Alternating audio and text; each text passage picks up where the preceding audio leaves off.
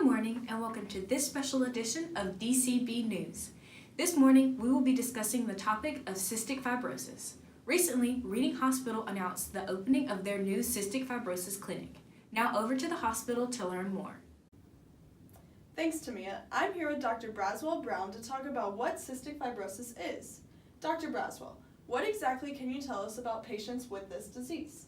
Well, Victoria, CF patients are mainly affected by frequent lung diseases that cause difficulty breathing and coughing up mucus. Patients also experience difficulties with their kidneys, pancreas, and intestines. Since the disease affects so many organs and bodily functions, a multidisciplinary approach must be taken when caring for these individuals. These multidisciplinary needs are one of the reasons a clinic specifically for CF patients is necessary. Now, can you tell us who the most vulnerable is and how an individual becomes susceptible to this disease? Yes, CF is a genetic disease and therefore must be inherited from an individual's parents. CF is caused by a mutation to the CFTR gene, which affects ion transport, mainly in the lungs.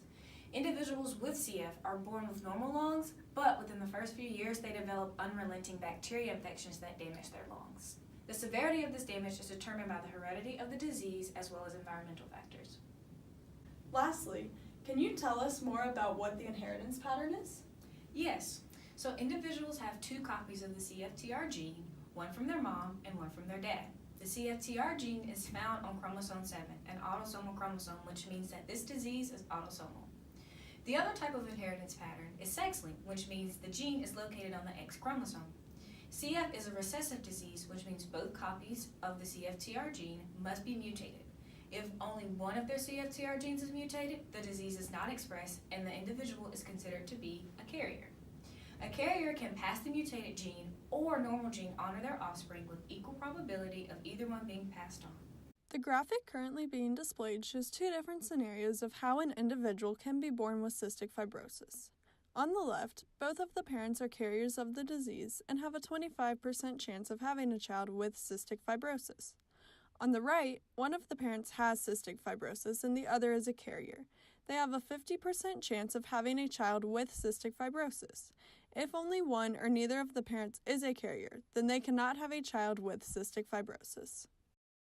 Thanks, Victoria and Dr. Braswell. We'll be back with more on cystic fibrosis after the break.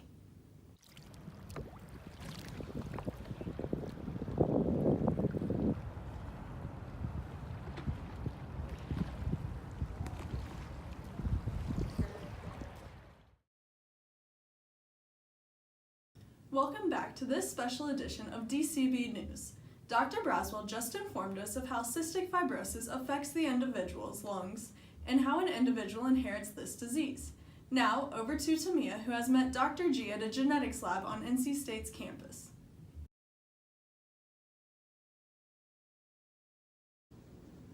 Thank you, Victoria.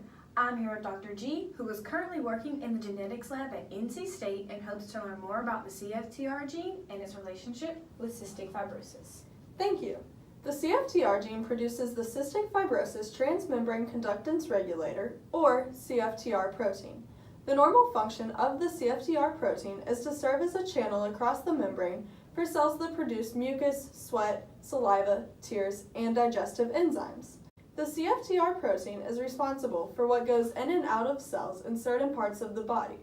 A missense point mutation in the DNA causes a deletion in one amino acid. This mutation in the CFTR gene results in cystic fibrosis. When the CFTR gene is mutated, it either produces less CFTR protein or none at all. This lack of CFTR protein causes mucus to build up in the lungs, which is displayed by the graphic you are currently seeing. This can lead to lung infections and damage to other organs. Thank you for watching this special edition of DCB News. We hope you enjoyed learning a little bit more about cystic fibrosis and how it affects individuals. Please stay tuned for next week's edition of Albinism in Frogs.